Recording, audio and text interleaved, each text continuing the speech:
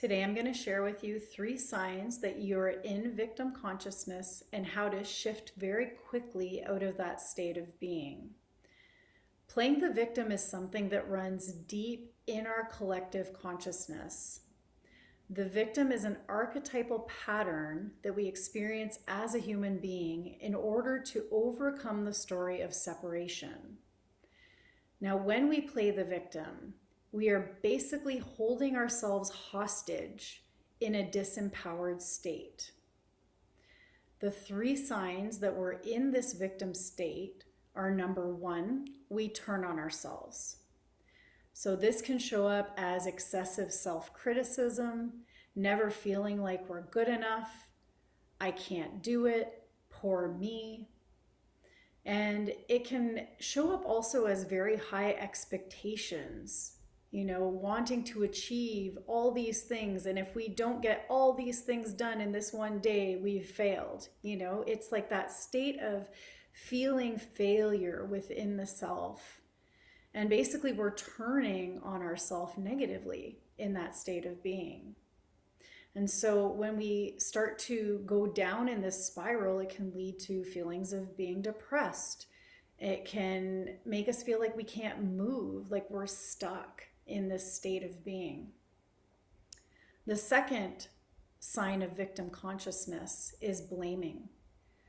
So when we experience something that's unfavorable in our life, that we don't like, that we perceive as negative, and we instantly blame the outside world. So blaming another person, a situation, a place.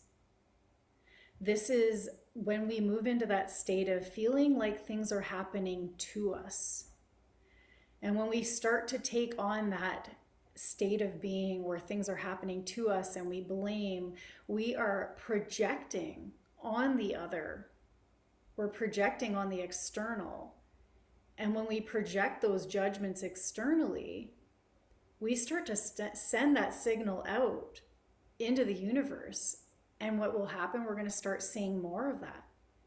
And we're going to find more situations, more people, more things to blame outside of ourselves. The third sign that we're in the state of victim consciousness is complaining. And this one happens very frequently unconsciously. So we don't actually know all the time that we're actually complaining. It's just something that is second nature. And if you think of it, some people use complaining as a way of connecting, as a way of creating small talk, like talking about the weather and complaining about how hot it is and how uncomfortable it is, right? That's a very subtle complaint, but one complaint can move into a more ramped up state of complaint. So it's like, if I complain, it opens the doorway for the next person that's with me to complain about something else. And then I complain about something else and they complain about something else. And before you know it, our whole conversation is revolved around complaining and finding the negative in things. So one thing that is common in all of these 3 states of victimhood, turning on the self, blaming, and complaining, is that we're giving our energy away. We're leaking our energy, which means we're in a disempowered state of being. We're focusing on the external, what's not going right, and it's creating this disempowered state. So in order to shift very quickly out of this victim consciousness, there are 3 things that we can do. Now, when we turn on ourselves, we are repressing. We are moving into that negative state of being, and we are repressing emotions. Emotions are energy in motion, and if they're not moving, then they are stagnant. They are creating density in the body, which will make us feel heavy, which will create a state of inertia, which will make us feel stuck, which will make us start having excuses of why we can't move ourselves, which will create more negative talk. So the key to moving quickly out of this state of victim consciousness when we turn on ourselves is to move our physical body. Move. It doesn't matter how you move. You can run, you can jog, you can dance, you can exercise, you can go for a brisk walk, but moving the physical body is going to move the energy that is stuck. And typically our emotions are stored in the lower centers of the body. And it's, if you think about it, our feet and our legs, they move us forward, right? And so if everything's stored there, it will require some effort and movement on our part for the emotions to become dislodged and to dissolve and to start to transform into energy, from emotion to energy, so that we become more light and more buoyant. And then from that state, when we start to put more effort into our movement, we will change and shift how we feel about ourselves. Now, the second, when we blame, the key to this is to meditate with some form of breath work. Because what's happening when we're blaming is we are moving into a state of reaction. And so it's right away reacting on the emotions that we're feeling without taking personal responsibility for what we are experiencing. So when we meditate, and specifically with breath work, to also help to move that internal energy, when we meditate, we start to find the neutral mind. We start to move into that state of neutrality. And from this state, we can become a witness and an observer as the feelings arise within us. And we have this ability from this state of neutrality to respond instead of react. And the more that we meditate, it is so powerful because we can start to find the calm space within the chaos that is happening. It's like we're the calm within the storm. And when we are that centered within our own being, we have more self-mastery when it comes to our emotions that rise and fluctuate and move. And so from that state of empowerment, we can then choose where to go from there. Maybe we do want to move. Maybe, we stay silent and we look at what is coming up for us. And that is how we start to take the responsibility instead of reflecting it and projecting it outward.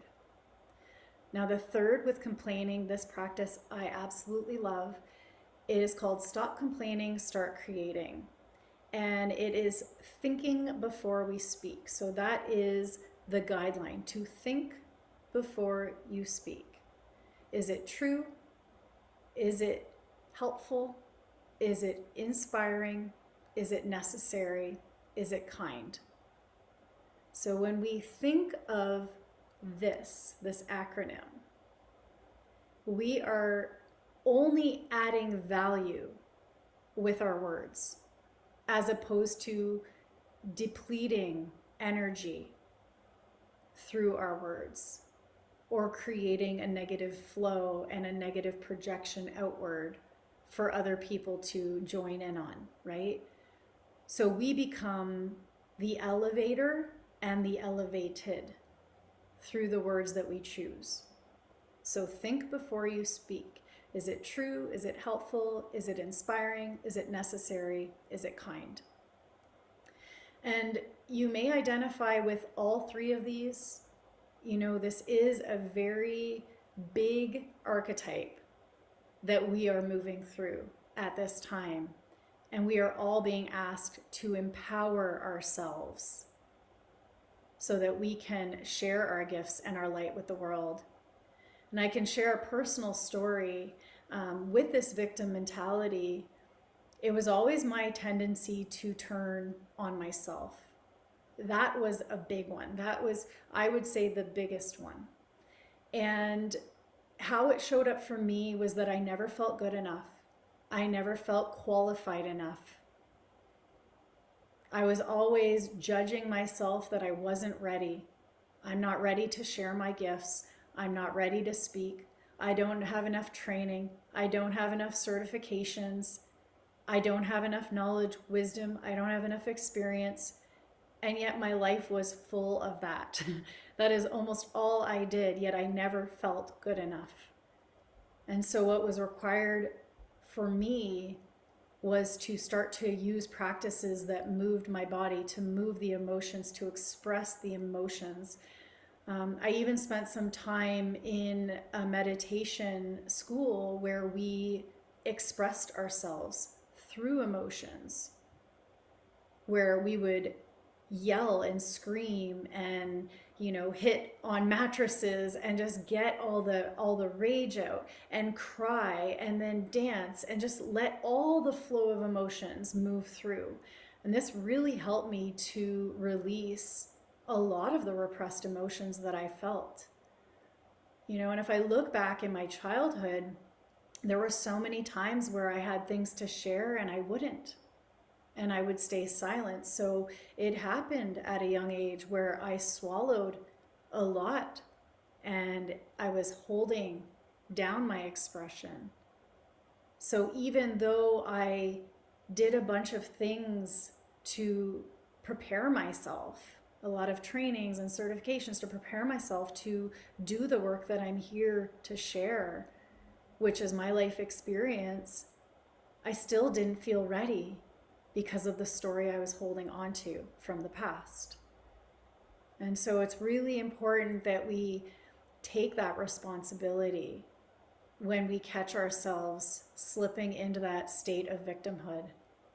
And when we start to change from within, we see the change in our world outside of us. So I'd love for you to share with me your experience with this, your experience of how you've moved through the state of victimhood, and if you've tried any of these out and how they have worked for you. So I'd love to hear from you in the comments. And if this video was helpful, please subscribe to my channel and like this video, and I will be sharing more content like this in the future. Thank you so much for being here, and I'll see you soon.